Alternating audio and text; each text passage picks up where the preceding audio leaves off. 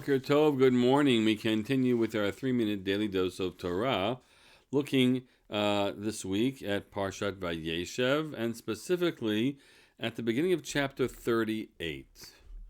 Chapter 38 appears in the text just following the story of the sale of Yosef by his brothers.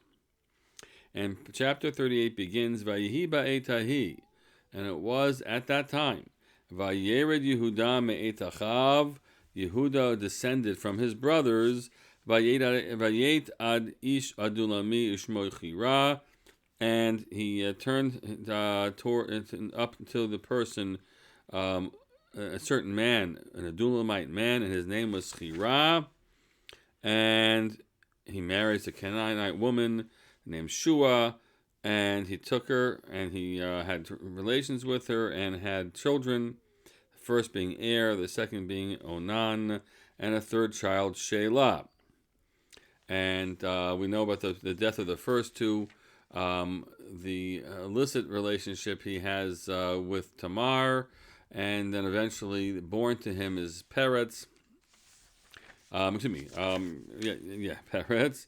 And from whom, actually twins, but from Peretz is born the line of David HaMelech. That's how that storyline, where the story takes us. The first thing I want to note here is the timing of this.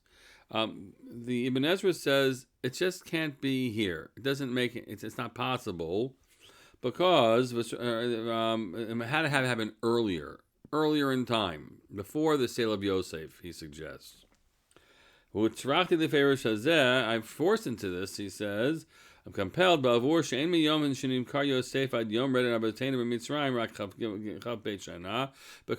it's 22 years from the sale of Yosef until the rest of the family ends up down in Mitzrayim, 22 years.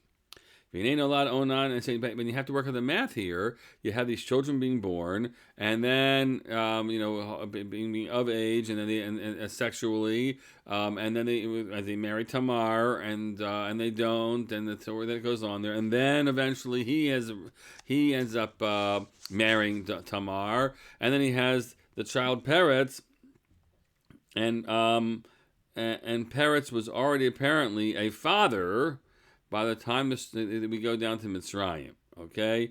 So that he just references the Pesukim. So it's just impossible that all this can take place in 22 years.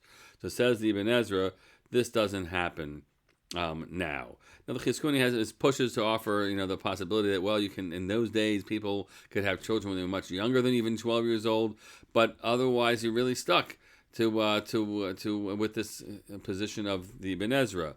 Nonetheless, tomorrow we'll talk about the fact that we read this simple text as it is, and we just ignore some of the dating because the message seems to be different than that. We'll pick it up, God willing, tomorrow.